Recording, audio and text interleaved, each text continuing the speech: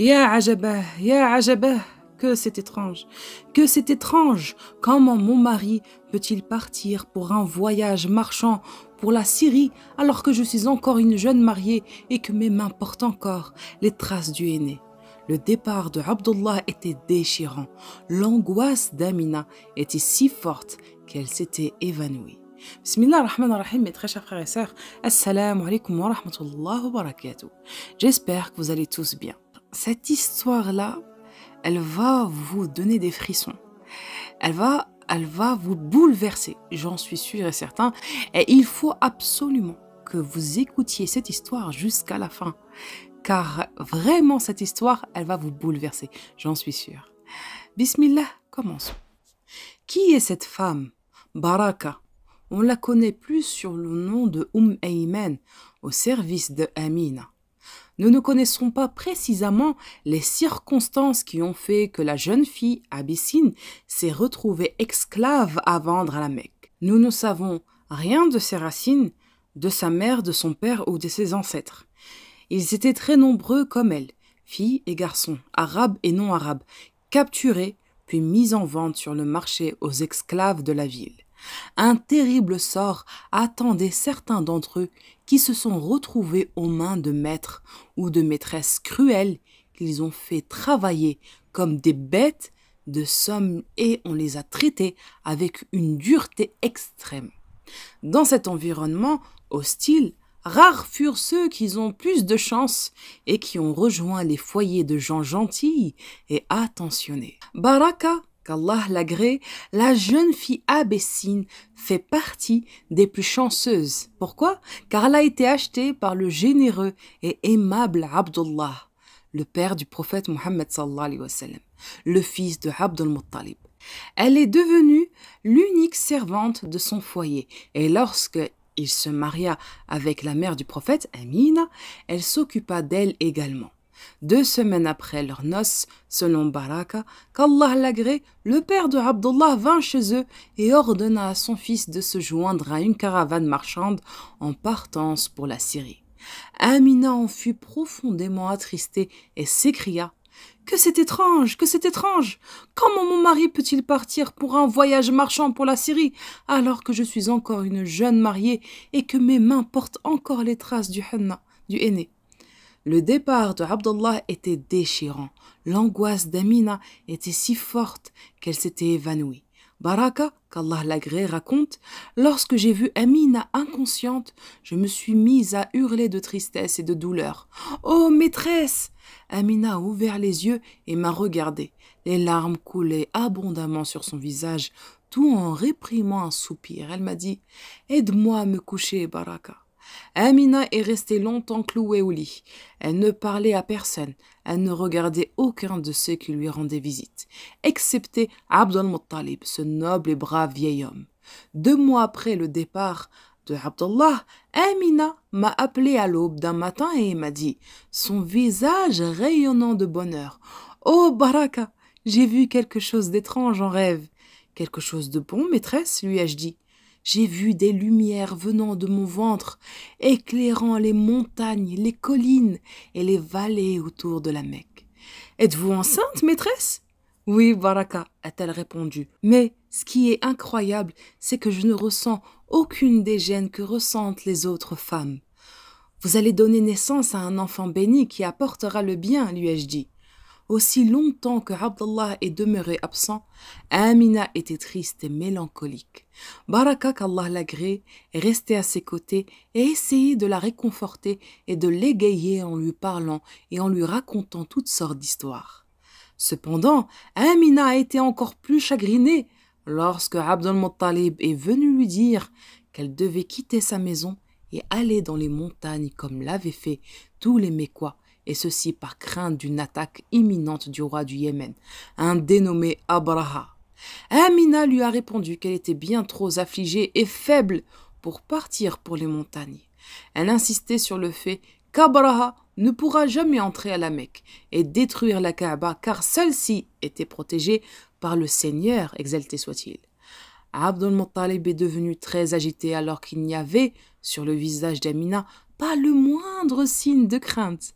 Sa certitude que la Kaaba ne serait pas touchée était fondée. L'armée d'Abraha, conduite par un éléphant en avant-garde, fut détruite avant qu'elle puisse entrer à la Mecque. Et j'ai fait cette vidéo, allez la voir. Jour et nuit, Baraka, qu'Allah l'agrée, veille sur sa maîtresse. Elle raconte: « Je dormais au pied de son lit et j'entendais ses gémissements la nuit lorsqu'elle appelait son mari absent. Ses pleurs me réveillaient et je tentais de la réconforter et de lui donner du courage. » La première partie de la caravane qui s'était rendue en Syrie est rentrée et a été joyeusement accueillie par les familles des commerçants de la Mecque. Baraka, radiallahu anha, s'est rendue secrètement à la demeure de Abdul Muttalib pour avoir des nouvelles de Abdullah, mais en vain.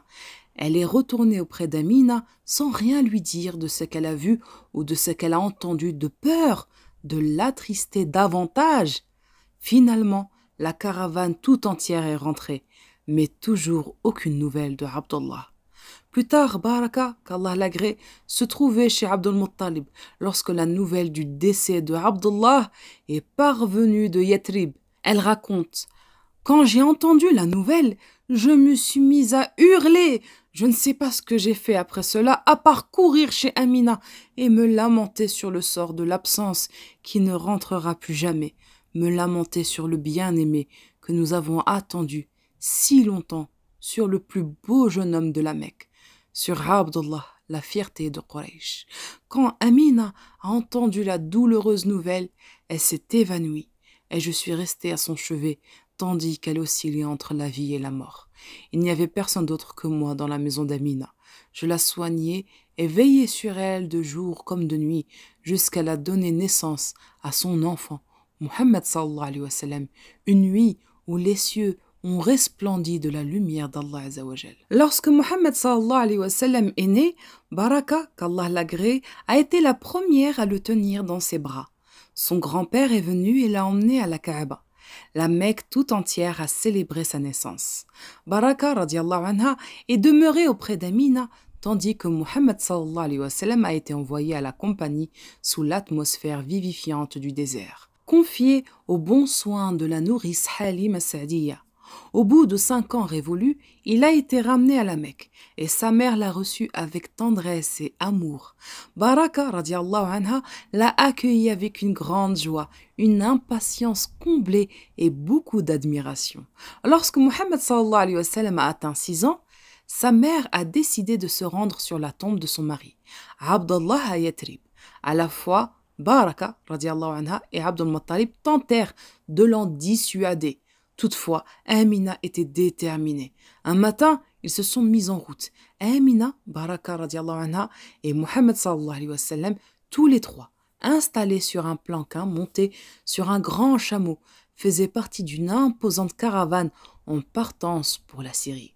Afin de protéger notre petit Mohammed, son tendre enfant, de toute tristesse et de toute inquiétude, Amina a dissimulé à Mohammed sallallahu alayhi wa sallam le fait qu'il faisait ce voyage pour voir la tombe de son père Abdallah. La caravane s'est déplacée à vive allure. Baraka radiallahu anha tentait de consoler Amina dans l'intérêt de son fils. La plupart du temps durant le voyage, l'enfant dormait, ses bras autour du cou de Baraka. La caravane a mis 10 jours à atteindre Yatrib. Le jeune Mohammed sallallahu alayhi wa sallam a été confié à ses oncles maternels du clan des Banu Najjar, le temps qu'Amina puisse se rendre sur la tombe de Abdullah. Chaque jour, durant quelques semaines, elle se recueillait ainsi sur la tombe de son défunt mari. Elle était inconsolable et consumée de tristesse. Sur le chemin de retour vers la Mecque, Amina est tombée sérieusement malade, à mi-chemin entre Yatrib et la Mecque, un endroit appelé El Abwa. Ils se sont arrêtés, la santé de Amina s'est détériorée rapidement. Une nuit très sombre, une très forte fièvre l'a gagnée. Elle a appelé Baraka d'une voix étouffée. Baraka radiallahu anha raconte: « Elle a murmuré à mon oreille: « Oh Baraka, je vais bientôt quitter ce monde. Je te confie mon fils Mohammed. Il a perdu son père alors qu'il était encore dans mon ventre. Le voici qui perd sa mère sous ses propres yeux. Sois une mère pour lui, Baraka, et ne le quitte jamais. » Mon cœur s'est brisé à ces mots, et je n'ai pu contenir mes sanglots et mes gémissements. L'enfant a été affligé par mes cris et s'est mis à pleurer. Il s'est jeté dans les bras de sa mère et s'est cramponné à son cou. Elle a rendu son dernier soupir, puis est devenue silencieuse à jamais. Baraka, qu'Allah l'agrée, a pleuré amèrement. Allah a creusé de ses propres mains une tombe dans le sable. Elle y a enterré Amina et l'a mouillée de toutes les larmes que son cœur pouvait encore contenir. Baraka est retourné à la Mecque avec l'enfant désormais orphelin. Il l'a confiée à la protection de son grand-père. Elle est demeurée à ses côtés dans cette demeure afin de s'occuper de lui. Lorsque Abd al-Muttalib est mort 2 ans plus tard, elle s'est rendue avec l'enfant à la maison de son oncle Abu Talib et il a continué à veiller au moindre de ses besoins jusqu'à ce qu'il atteigne l'âge adulte et qu'il épouse Khadija, qu'Allah l'agrée. Baraka est resté ensuite avec Mohammed sallallahu alayhi wa sallam et Khadija radiallahu anhuma dans une maison appartenant à Khadija. Je ne l'ai jamais quitté et ils ne m'ont jamais quitté, a-t-elle dit. Un jour, Mohammed sallallahu alayhi wa sallam l'appela ainsi. Ya Ummah, il l'appelait toujours mère. Je suis maintenant un homme marié et tu es toujours célibataire. Que dirais-tu d'une personne qui viendrait te demander en mariage? Baraka l'a regardé et lui a dit: Je ne te quitterai jamais. Est-ce qu'une mère abandonne son enfant? Mohammed a souri et a embrassé sa tête. Il a regardé sa femme Khadija et lui a dit: C'est Baraka, c'est ma mère après ma véritable mère. Elle est tout ce qui reste de ma famille. Baraka a observé la dame Khadija qui lui a dit: Baraka, tu as sacrifié ta jeunesse pour le bonheur de Mohammed. Maintenant, il veut rembourser une partie de la dette qu'il a envers toi, pour moi et pour lui. Accepte de te marier avant que tu ne sois trop âgée. Qui dois-je épouser, madame? A demandé Baraka. Ubayd ibn Zayd, de la tribu de Khazraj, de Yatrib. Il est venu pour me demander ta main. Je t'en prie, ne refuse pas. Baraka, radiallahu anha, a accepté. Elle a épousé Ubayd ibn Zayd et est allée avec lui à Yatrib. Là, elle donna naissance à un fils qu'elle appela Ayman, et depuis lors, les gens l'appelèrent Ayman, la mère de Ayman. Son mariage, toutefois, n'a pas duré très longtemps. Son mari est mort et elle est retournée à nouveau à la Mecque pour vivre avec son fils, Mohammed sallallahu alayhi wa sallam, dans la maison de notre Khadija radiallahu anha. À cette époque, vivaient tous ce même toit Ali ibn Abi Talib, Hind, la fille de Khadija de son premier mariage, et Zayd ibn Haritha, qu'Allah les agrée. Zayd radiallahu anhu était un arabe de la tribu de Kalb qui a été capturé étant enfant et amené à la Mecque pour être vendu au marché des esclaves. Il a été acheté par le neveu de Khadija et a été mis à son service. Dans le foyer de Khadija, le jeune homme s'est attaché à Mohammed sallallahu alayhi wa sallam et s'est mis à son service. Leur relation était semblable à une relation père-fils, à tel point que lorsque le père de Zayd vint à la Mecque à sa recherche, Zayd eut le choix donné par Mohammed sallallahu alayhi wa sallam entre suivre son père ou rester avec lui. La réponse de Zayd à son père fut la suivante: Je ne quitterai jamais cet homme. Il m'a traité avec noblesse, comme un père traiterait son fils. Pas un seul jour, je me suis senti esclave. Il s'est bien occupé de moi. Il est gentil et aimable avec moi. Il fait tout ce qui est en son pouvoir pour me rendre heureux. Il est le plus noble des hommes et le meilleur des créatures. Comment pourrais-je quitter et partir avec toi? Je ne le quitterai jamais. Plus tard, en public, Mohammed sallallahu alayhi wa sallam a proclamé la liberté de Zayd, radiallahu anhu. Toutefois, Zayd a continué de vivre avec lui comme un membre de son foyer et a resté à son service. Quand Mohammed sallallahu alayhi wa sallam a été élu prophète, Baraka et Zayd, qu'Allah les agrée, étaient parmi les premiers à croire au message qu'il a proclamé. Ils ont subi, avec les premiers musulmans, la persécution que leur infligeaient les Qurayshites. Baraka et Zayd ont rendu de précieux services à la mission du prophète sallallahu alayhi wa sallam. Ils agissaient à la manière d'un service secret s'exposant à la punition et à la persécution des Qurayshites, risquant leur vie pour obtenir des informations sur les plans et les conspirations des mécréants. Une nuit, les mécréants ont bloqué les routes conduisant à la maison d'Arqam où le prophète sallallahu alayhi wa sallam rassemblait ses compagnons régulièrement pour leur apprendre les enseignements de l'islam. Baraka a été chargé de transmettre au prophète une information urgente de la part de Khadija, Elle a risqué sa vie en essayant d'atteindre la maison d'Arqam. Lorsqu'elle est arrivée et a transmis le message au prophète sallallahu alayhi wa sallam, il a souri et lui a dit « Tu es béni, ô Ayman, sûrement tu as une place au paradis. » Une fois que Ayman partit, le prophète sallallahu alayhi wa sallam a dit à ses compagnons « Si quelqu'un parmi vous désire épouser une femme des gens du paradis, qu'il épouse Ayman. » Tous les compagnons sont restés silencieux. Ayman n'était ni belle ni attirante. Elle avait à l'époque environ 50 ans et paraissait plutôt fragile.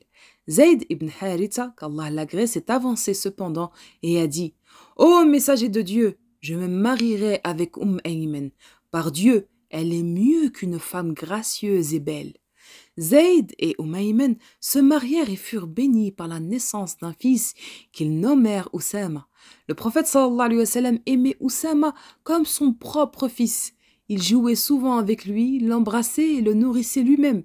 Les musulmans disaient « Il est le fils bien-aimé du bien-aimé ». Dès le plus jeune âge, Oussama s'est distingué par son caractère et plus tard le prophète sallallahu alayhi wa sallam lui confia de lourdes responsabilités. Lorsque le prophète a immigré vers Yathrib, qui deviendra plus tard El-Medina, il laissa Ayman à la Mecque pour s'occuper de certains de ses affaires à son foyer. Finalement, elle a émigré vers El-Medina par ses propres moyens. Elle a fait le long et pénible voyage à travers le désert et le terrain montagneux à pied. La chaleur était accablante et les tempêtes de sable lui cachaient la route, mais elle persistait, portée par son amour profond et son attachement pour le prophète Mohammed sallallahu alayhi wa sallam.